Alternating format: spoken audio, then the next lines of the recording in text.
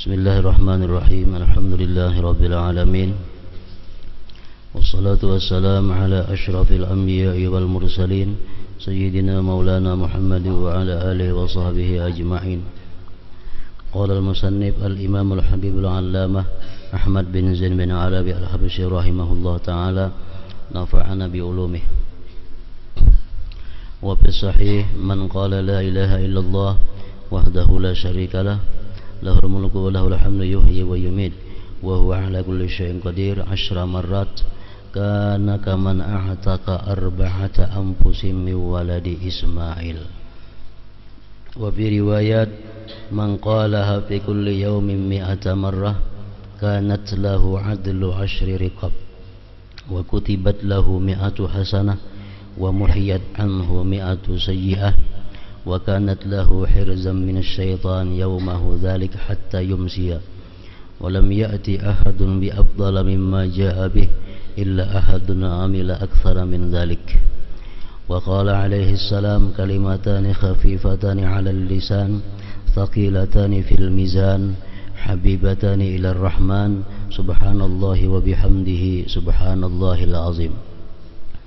Wa qala sallallahu alaihi wasallam ahabbul kalam ila Allah arba' subhanallah walhamdulillah wa la ilaha illallah wallahu akbar la yadurruka bi ayyihinna bada'ta.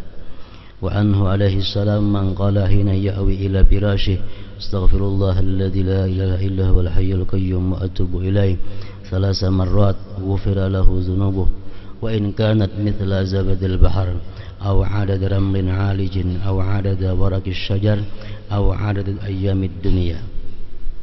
Wa amma qawlu sayyidina an-nazim radhiyallahu anhu nafa'ana bi wal muslimin wa 'alaika bis salawati fa'rif haqqaha wa makanaha min din rabbika wakhda'i wa ahsin muhafazatan 'alaiha wa ahdiran fiha wa la taghful wa la tatawazza'i ila akhir.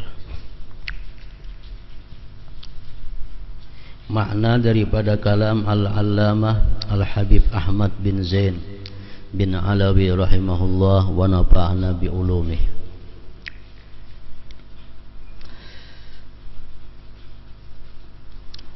Dalam sebuah hadis disebutkan man qala la ilaha illallah wahdahu la syarikalah lahul mulku wa lahul hamdu yuhyi wa yumit wa huwa ala kulli syai'in qadir 10 marrat kana kaman a'taka arba'ata anfusim min waladi Ismail. Barang siapa mengucapkan la ilaha illallah wahdahu la syarikalah, tidak ada Tuhan selain Allah, hal keadaannya sendiri, tidak ada sekutu baginya. Lahul mulku wa lahul hamdu, baginya Allah kerajaan dan baginya Allah segala pujian. Yuhyi wa yumit, dia menghidupkan dan mematikan. Wa huwa ala kulli syai'in qadir, dan dia atas tiap-tiap sesuatu berkuasa. Sebanyak 10 kali dia baca tadi, maka ia akan memperoleh pahala sebanyak pahala orang yang memerdekakan 4 orang budak keturunan Ismail.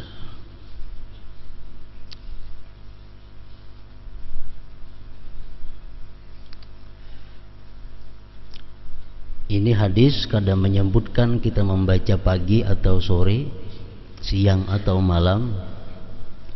Cuma siapa-siapa yang membaca ini 10 kali, dia membaca 10 kali, diberi Allah pahala sama dengan orang yang memerdekakan 4 orang budak dari keturunan Ismail.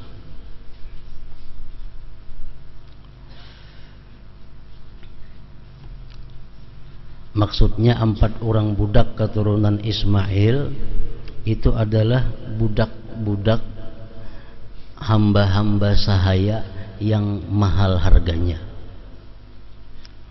Ini ada keturunan Ismail, ada keturunan Ishak, anak Nabi Ibrahim, ada Ismail, ada Ishak.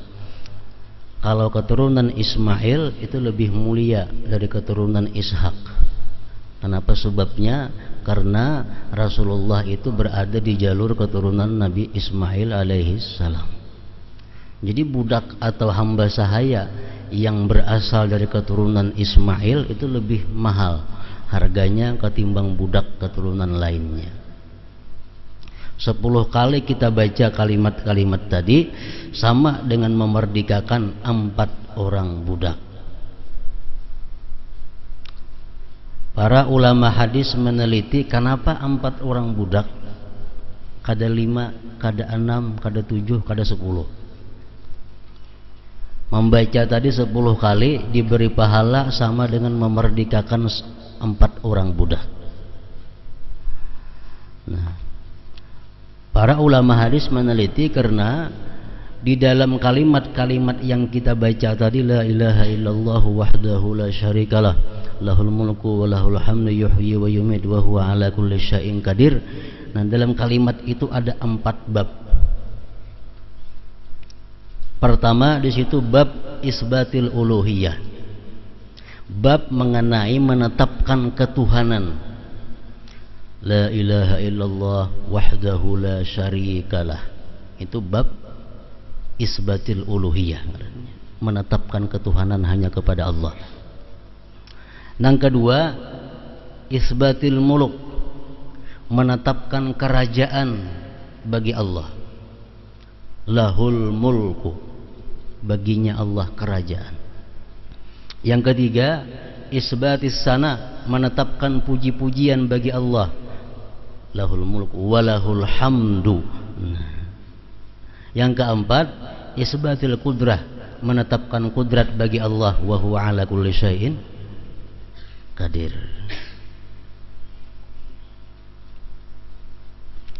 Jadi 4 macam perkara dalam kalimat yang kita baca itu, lalu ganjarannya adalah sama dengan memerdekakan 4 orang budak. Memerdekakan budak itu, 1 orang kita memerdekakan budak itu berarti kita membebaskan diri kita daripada api neraka.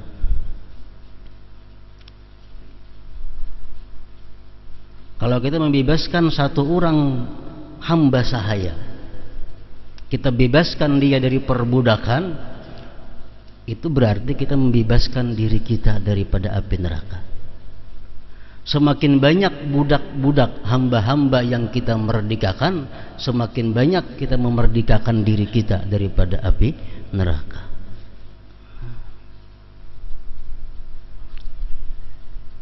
Orang yang paling banyak di antara sahabat Rasulullah sallallahu alaihi wasallam yang memerdekakan budak adalah Sayyidina Abdurrahman bin Auf radhiyallahu an.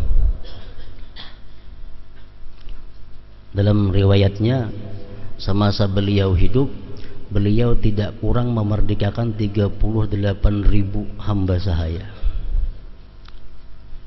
38.000 hamba sahaya yang beliau merdekakan. Allah subhanahu wa ta'ala maha bijaksana dan maha pemberi anugerah yang sangat besar, mengetahui bahwa kada semua orang bisa memerdekakan hamba sahaya. Kada setiap orang yang beriman bisa memerdekakan budak. Sebabnya kenapa? Bisa karena dia kada ada kemampuan untuk membeli budak. Budak tuh dijual di toko-toko di zaman dahulu. Budak manusia yang asalnya kafir, kemudian dikalahkan oleh Islam. Orang-orang yang menyerah itu diolah jadi budak, jadi hamba sahaya, dijual di toko-toko. Jadi budak ini orang yang hidupnya 100% untuk yang memilikinya. Kalau kita nukar budak misal di toko 1000 dirham, Budak ini dipekerjakan apapun hasilnya untuk kita. Kita berkewajiban memberi makan, memberi pakai kepadanya, dan jangan membebani di luar kemampuannya. Inya bertani kada usah digaji lagi, inya bakabun kada usah digaji lagi, inya bacari keuntungannya sagan kita. Nah, inya dapat apa kita ambil, karena apa yang dimiliki oleh si budak adalah milik ampunnya. Nah, itu budak. Orang-orangnya dahulu apabila kawan nukar budak itu dilepas, dimerdekakan, nah itu adalah orang-orang yang mendapatkan ganjaran yang besar dari Allah Subhanahu wa taala. Nah, Allah mengetahui bahwa kada setiap orang yang beriman itu mampu memerdekakan budak. Sebabnya bisa karena kada mampu menukar budak karena larang harganya, atau bisa juga budaknya itu kada ada lagi. Macam wah ini kemana aja kita hendak mencari budak, kada ada lagi orang berjual. Mesti satu tumpuk saladung berisi duit, kada kau lagi mencari budak, budaknya kada ada lagi. Kenapa? Karena semuaan sudah dimerdekakan. Nah, Allah Subhanahu wa taala memberikan pahala kepada kita sama dengan pahala orang-orang yang memerdekakan budak, antara lain dengan membaca amalan-amalan, termasuk amalan tadi. Jadi kalau kita membaca sehari la ilaha illallah wahdahu la syarikalah lahul mulku wa lahul hamdu yuhyi wa yumiitu wa huwa ala kulli syai'in qadir, 10 kali kita baca itu berarti kita sudah mendapat pahala sama dengan memerdekakan 4 orang budak keturunan Ismail. Tiap hari kita membaca, nah setiap hari kita 4 orang memerdekakan. Rajin kita membaca imbah maghrib 10, imbah subuh 10, nah berarti 8 budak sehari yang dimerdekakan.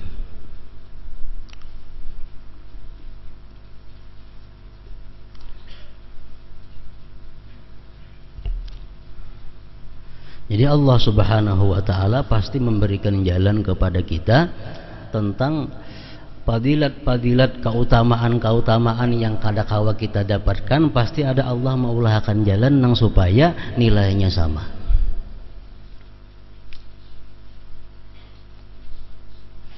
Orang naik haji, kada setiap orang kawa naik haji. Ima duitnya kadada atau duitnya ada awaknya sakit-sakitan, kada kawa naik haji. Nah, Allah Subhanahu wa taala memberikan kepada orang yang seperti ini supaya dapat pahala sama dengan orang yang berhaji dan berumrah. Dan hadis Rasulullah mengatakan, "Man shallal fajra fi jama'atin", siapa sembahyang subuh berjamaah, summa qa'ada yadhkurullah, kemudian duduk berzikir kepada Allah ila tulu'is syamsi, sampai terbit matahari, summa shalla raka'atayn, kemudian dia sembahyang 2 rakaat, kanat lahu ka ajri hajjatin wa umratin tammah, adalah dia, ujar Nabi, sama dapat pahala orang yang haji dan umrah sempurna.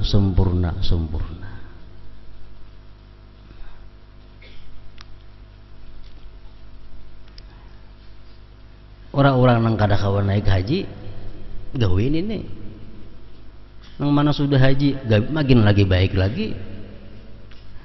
Sembahyang subuh berjamaah, duduk berzikir sampai terbit matahari, sembahyang 2 rakaat, hanya balik ke rumah, dapat pahala seperti haji dan umrah, tambah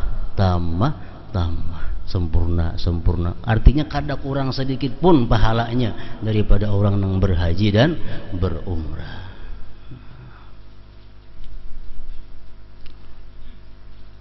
Ada lagi hadis Rasulullah mengatakan, man zara qabra walidayhi aw ahadihima kana lahu ka hajjatin, barang siapa ziarah kepada kubur kedua orang tuanya,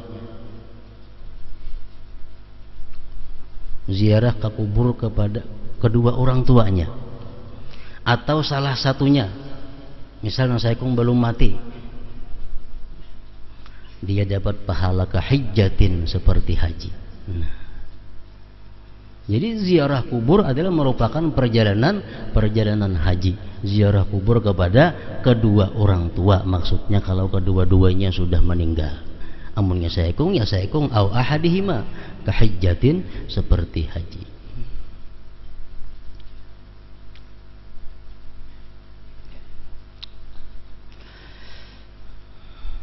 Barang siapa mengucapkan la ilaha illallah wahdahu la syarikalah lahul mulku wa lahul hamdu yuhyi wa yumiitu wa huwa ala kulli syai'in qadir sebanyak 10 kali, maka ia akan memperoleh pahala sebanyak pahala orang yang memerdekakan 4 orang budak keturunan Ismail.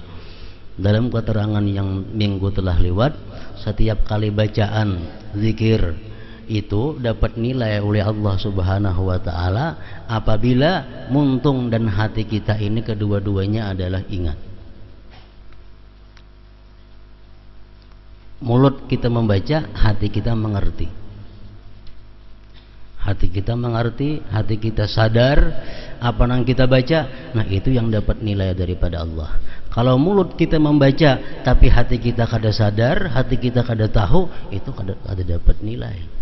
Sebagaimana orang yang bicara dengan bahasa sesuatu yang kada inya pahami, maka bicaranya sia-sia, kada dianggap sah.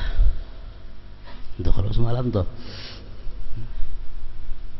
orang nikah bahasa Arab tapi kada mengerti bahasa Arab, salah nikahnya. Qabil tu nikahaha, aku terima nikahnya, mengerti kadainya. Nah, bacaannya kada tahu. Nah sama kalau kita berzikir, mulut kita membaca sembahyang maghrib la ilaha illallah wahdahu la syarikalah lahul mulku wa lahul hamdu yuhyi wa yumiitu wa huwa ala kulli syai'in qadir, tapi hati kita kemana-mana menjalarnya, nah itu belum tentu dapat nilai sama dengan memerdekakan 4 orang budak. Tapi kalau mulut kita membaca itu, hati kita mengetahui makna-maknanya, nah itu ada harapan dapat nilai sama memerdekakan 4 orang budak.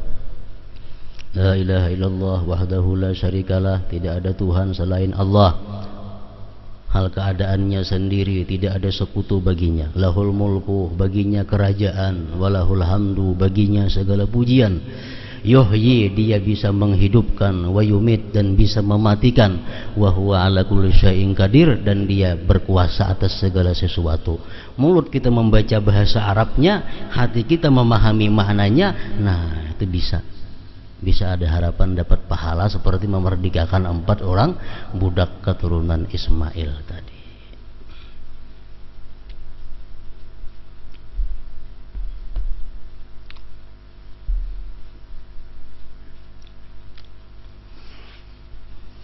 Mirip lawan bacaan orang nang masuk ke pasar.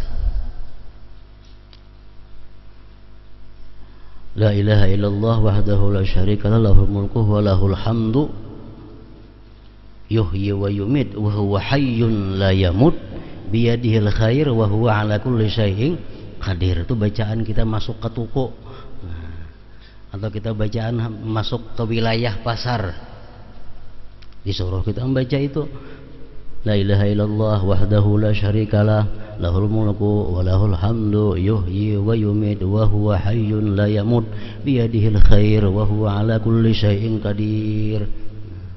Kurang lebih bacaannya. Nah bacaan yang kita ke pasar atau kita baca itu sekali aja membaca, masuk ke toko kita baca la ilaha illallah wahdahu la syarikalah lahul mulku wa lahul hamdu yuhyi wa yumit wa huwa hayyun la yamut biyadihil khair wa huwa ala kulli syai'in qadir. Kita baca dalam toko atau di pasar. Nah apa ganjarannya? Kataballahu lahu alfa alfi hasanah. Allah tulis bagi dia 1 juta kebajikan. Ini hadisnya kada dhaif nih. Ada mengatakan sahih, ada mengatakan hasan. Allah tulis bagi dia 1 juta kebajikan. Wa maha anhu alfa alfi sayyi'ah. Allah hapus bagi dia 1 juta kesalahan.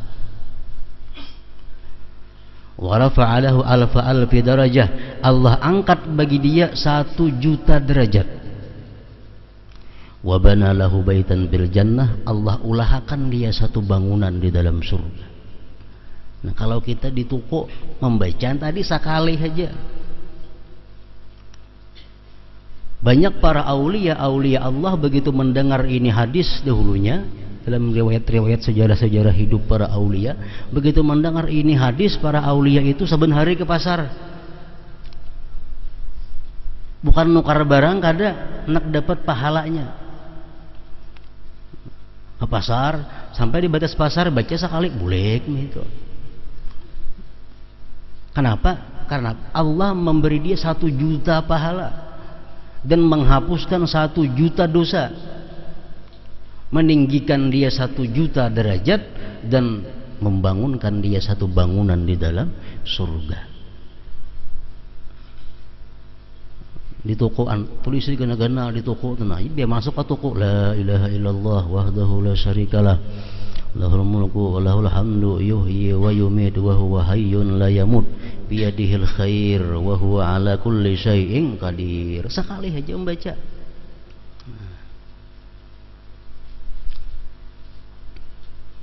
Kenapa Allah berikan pahala sedemikian ganal bagi orang yang membacaan di pasar tadi? Karena pasar ini adalah gudangnya syaitan. Pasar itu kumpulannya syaitan, markasnya syaitan. Jadi syaitan itu perkumpulannya di pasar. Ibarat kita orang beriman, masjid. Bagi syaitan masjid itu adalah pasar. Makanya jarang kau membaca nang tadi orang pasar. Kenapa? Karena berandak di tengah-tengah kelompok syaitan. Kalau kita kawa ingat kepada Allah di tengah-tengah orang kelompok syaitan, bukan main pahalanya. Kalau kita kawa ingat kepada Allah di tengah-tengah majelis syaitan, ganal bana pahalanya. Nah, makanya Allah memberi pahala 1 juta, menghapuskan 1 juta kesalahan kita.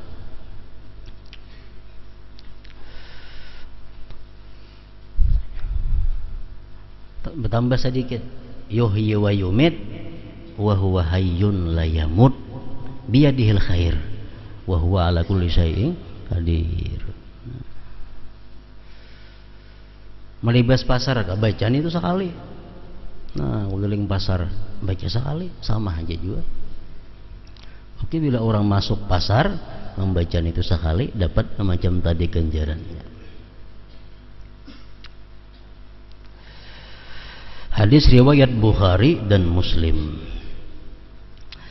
Man qala fi kulli yawmin mi'ata marratin kanat lahu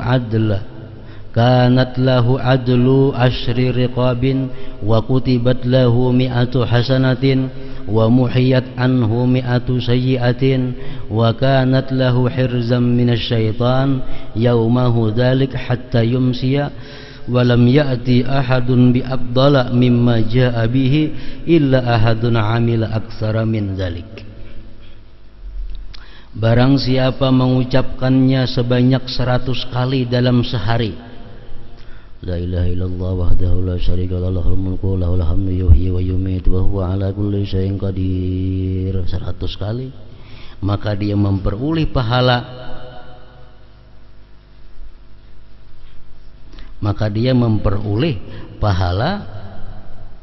membebaskan 10 budak. Dicatat 100 kebaikan, 100 saja, dan dihapus 100 kejahatan. Coba kalau di pasar tadi membaca nang tadi 1 juta, dan bacaan tersebut akan menjaganya dari gangguan syaitan di hari itu hingga sore, dan tidak ada seorang pun yang lebih utama darinya kecuali orang yang beramal lebih banyak dari itu. Hadis riwayat Tirmidzi.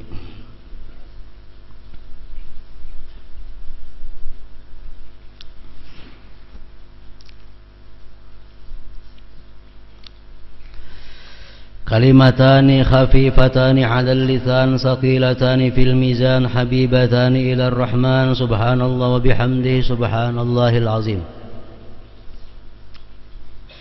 2 kalimat yang mudah diucapkan lisan, berat dalam timbangan dan dicintai Allah yang Maha Penyayang, yaitu subhanallah wa bihamdihi subhanallahil azim. Hadis riwayat Bukhari dan Muslim. Ahabbul kalam ilallah arba'un subhanallah walhamdulillah wa la ilaha illallah wallahu akbar la yadurruka bi ayyihinna bada'ta. Perkataan yang paling disukai Allah ada 4, yaitu subhanallah, walhamdulillah, wala ilaha illallah, wallahu akbar. Tidak akan membahayakanmu dari manapun kamu memulainya. La ilaha illallah kabar dahulu, Allahu akbar kabar dahulu, boleh aja, cuman yang paling baik yang sudah disusun oleh Rasulullah, subhanallah, walhamdulillah, wala ilaha illallah, wallahu akbar. Subhanallah arti subhanallah maha suci Allah. Maha suci dari nang apa? Maha suci Allah dari tiada.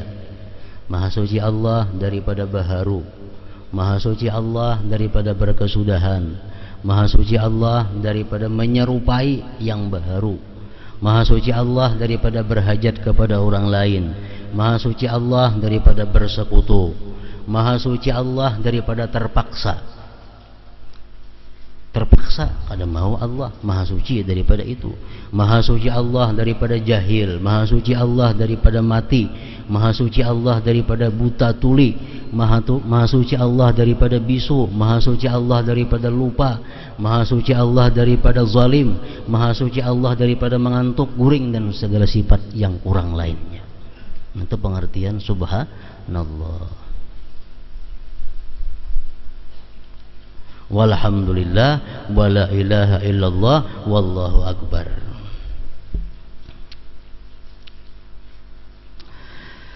Hadis riwayat Muslim.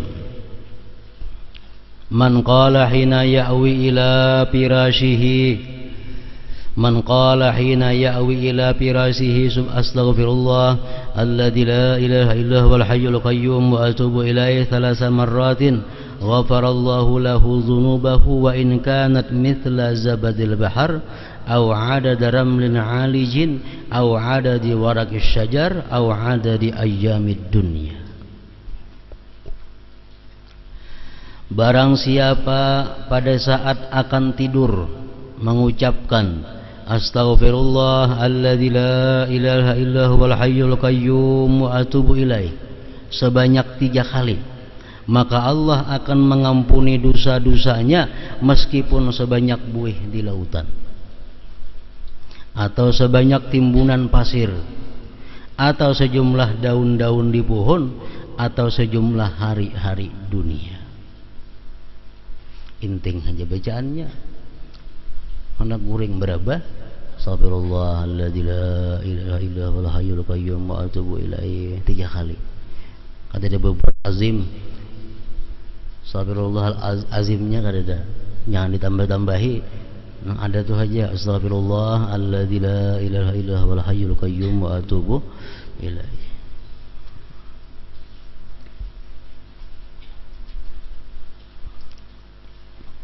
Sama lawan imbas sembahyang. Imbas sembahyang fardu, assalamualaikum warahmatullah, assalamualaikum warahmatullah, astaghfirullah alladzi la ilaha illa huwal hayyul qayyum wa atubu ilaih. Allah ampuni dosanya sekalipun dosa besar yang berhubungan dengan Allah tentunya. Wa in kana parra min az-zahfi, walaupun dia lari daripada medan perang, itu dosa besar. Jadi penting benar imbas sembahyang itu mengucap istighfar itu 3 kali. Astaghfirullah alladzi la ilaha illa huwal hayyul qayyum wa atubu ilaih 3 kali, hanya wirid baca.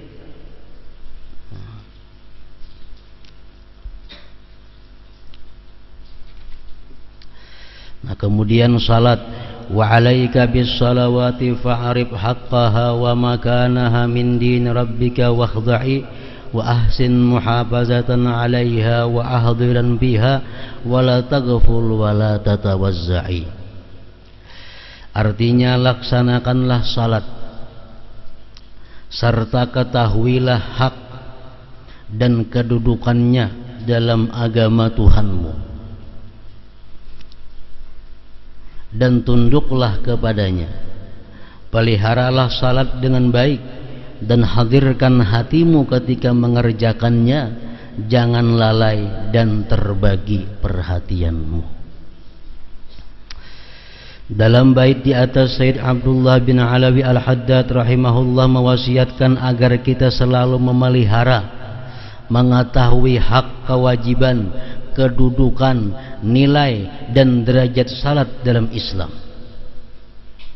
Kedudukan salat dalam agama seperti kepala bagi tubuh. Manusia tanpa kepala akan binasa. Manusia yang tidak salat berarti tidak beragama, sebab salat merupakan tiang agama.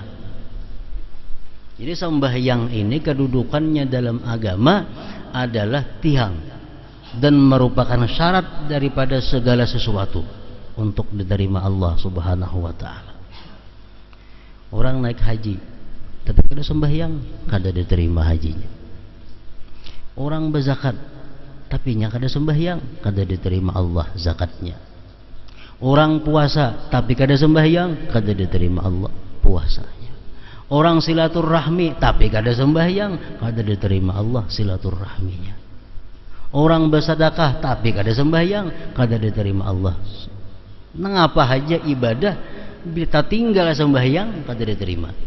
Itu kedudukan sembahyang di dalam agama.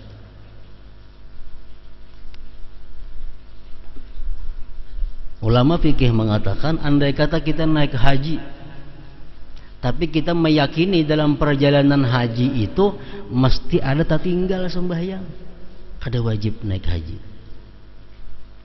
daripada pentingnya sembahyang. Kita ini naik haji tapi dalam perjalanannya pasti ada kita tertinggal sembahyang, ini pasti ada. Kada wajib naik haji, kada wajib naik hajinya. Kenapa? Karena meninggal tiang agama. Apalagi lain pada naik haji. Mun aku ziarah misal keliling kemana-mana, tapi anggaran ada kita kadang-kadang kawas sembahyang di bis kah, kadang-kadang sembahyang, kada ada pahalanya ziarah. Tabakar dapatnya kada sembahyang itu. Itu kedudukan sembahyang di dalam agama. Gawian nang apa bila anggaran sembahyang luput sia-sia. Baaruhan, gak pengantinan, gak mulutan, gak apaan, ke anggaran sembahyang jadi kabaan, kada ada hasilnya. Sibuk melayani orang, kayaknya kada sembahyang lagi, kada ada hasilnya. Itu kedudukan sembahyang dalam agama.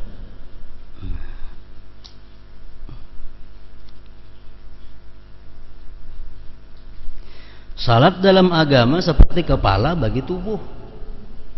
Kepala bagi tubuh. Manusia tanpa kepala akan binasa. Manusia yang tidak salat berarti dia tidak beragama. Seseorang itu dikatakan kada sembahyang apabila kita boleh mengatakan orang itu kada sembahyang. Zuhur, mulai zuhur orang itu kada sembahyang sampai dung maghrib kada juga sembahyang. Nah, hanya kita boleh mengatakan itu orang kada sembahyang zuhur. Itu orang kada sembahyang zuhur. Kalau inya kada sembahyang zuhur, orang sudah bang asar, belum manju lagi sembahyang zuhur nih, kada boleh kita mengatakan itu orang kada sembahyang zuhur. Tapi kalau sudah maghrib masuk, tatap inya kada sembahyang zuhur, nah hanya boleh mengatakan itu orang kada sembahyang zuhur. Maghrib sama maghrib kada, sampai masuk waktu isya kada maghrib juga lagi, sampai subuh. Nah, hanya kita mengatakan orang itu kada sembahyang maghrib. Orang itu kada sembahyang maghrib. Nah, kalau subuh lain. Orang bang kada sembahyang subuh juga, terbit matahari sudah kada sembahyang subuh juga. Nah, sudah kawa dikatakan orang ini kada sembahyang subuh.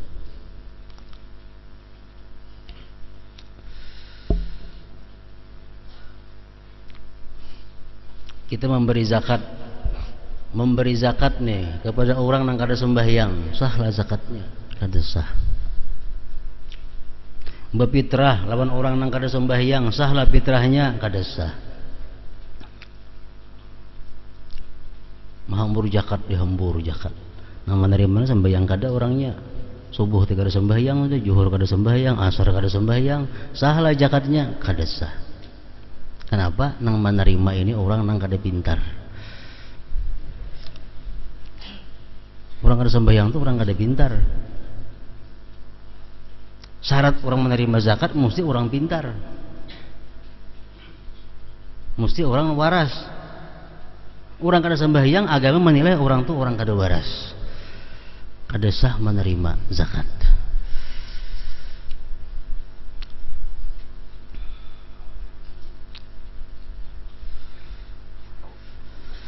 Dalam bait di atas, Said Abdullah bin Alawi Al-Haddad radhiyallahu anhu juga menjelaskan agar kita tunduk merendahkan diri kepada Allah ketika menunaikan salat.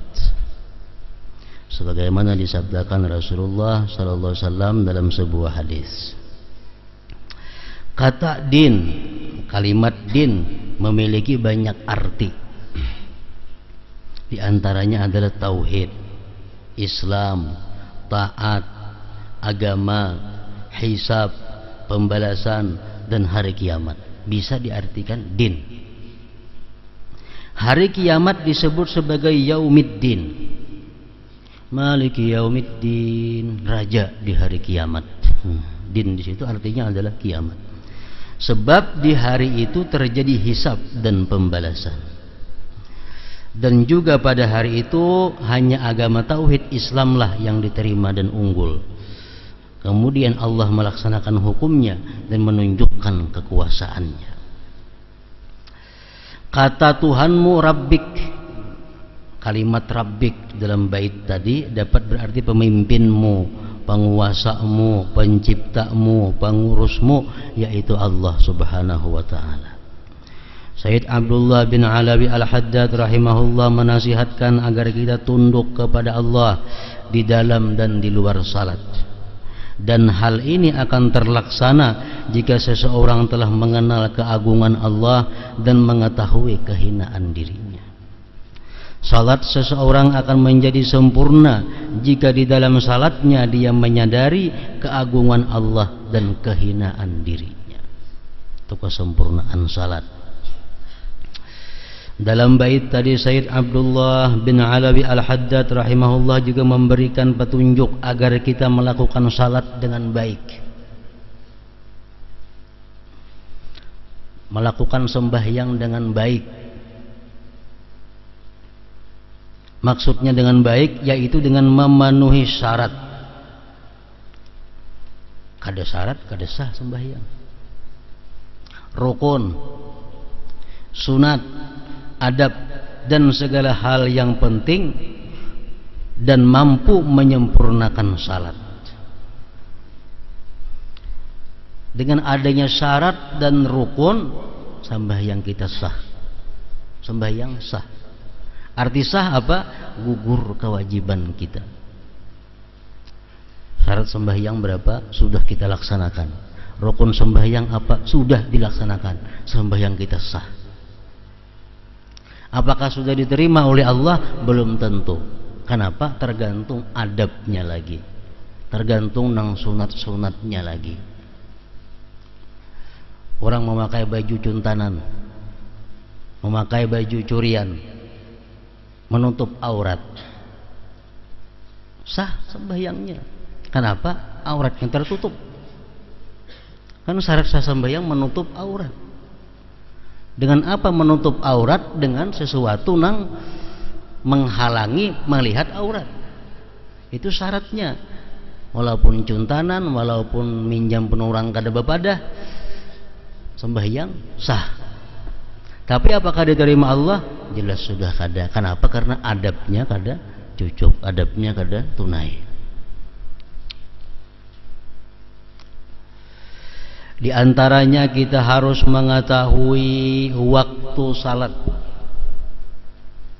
Ini termasuk yang wajib diketahui. Sebelum kita sembahyang, kita sudah meyakini sekurang-kurangnya zan, sangka kuat bahwa waktu sembahyang sudah masuk. Itu syarat sembahyang zuhur. Kita harus yakin atau zan, sangkaan kuat bahwa ini sudah zuhur. Hanyar kita mulai Allahu Akbar. Mungkin kita ragu-ragu, masukkah sudah zuhur belumkah?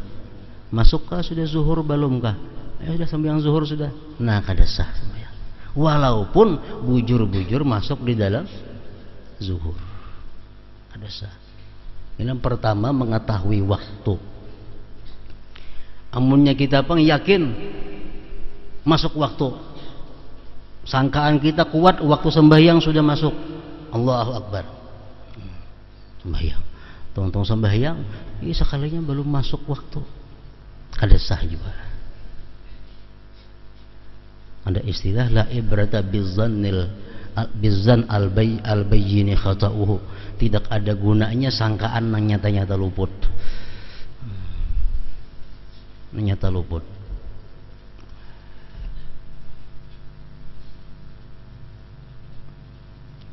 Berarti jam di rumah orang jam 12:04. Oh, ini sudah zuhur masuk. Allahu Akbar, sembahyang zuhur. Datang na ampun rumah, tuwit jangan ampun rumah setengah jam lagi hanya masuk, bahasa sembahyang zuhurnya. Walaupun tadi manggawi sudah iya yakin, tapi luput. Nah, la ibrata bizan al-bayyin khata'uhu. Yang pertama, mengetahui waktu salat.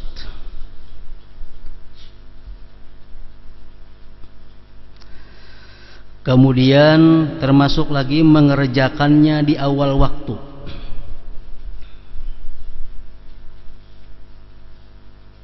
Mengerjakannya di awal waktu.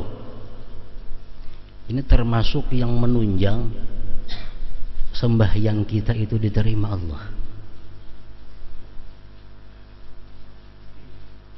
Ini orangnya sembahyang sudah kada khusyuk,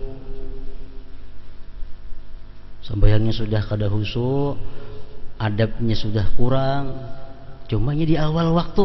Nah, cuma di awal waktu ini ada harapan diterima Allah. Kenapa? Karena awalul waktu ridallah, awal waktu itu keridaan Allah.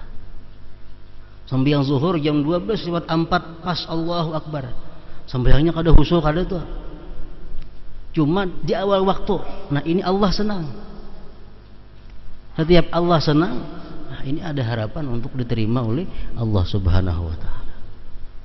Sembahyang zuhur pukul 3:15, intil 3:15, mana kada khusyuk jam 3:15 pulang, semakin jauh diterima oleh Allah Subhanahu wa Ta'ala. Jadi sembahyang di awal waktu ini adalah menunjang juga untuk diterima oleh Allah. Dengan hati yang hadir dan ikhlas, tidak lalai dan tidak pula hanyut mendengarkan berbagai bisikan hati, memusatkan seluruh perhatiannya kepada salat, sehingga tujuan, niat, gerak dan diamnya menjadi ikhlas untuk Allah Ta'ala semata. Berusahalah sekuat tenaga untuk melaksanakan semua itu. Niscaya Allah yang Maha Pemurah agar memberi hidayah, bimbingan dan pertolongan. Jadi sembahyang itu khusyuk ini adalah yang khilaf ulama, ada mengatakan wajib, ada mengatakan kada. Oleh karena itu kedudukan khusyuk ini sangat kuat dalam sembahyang, sehingga hal-hal lain kadang-kadang dikalahkan demi khusyuk.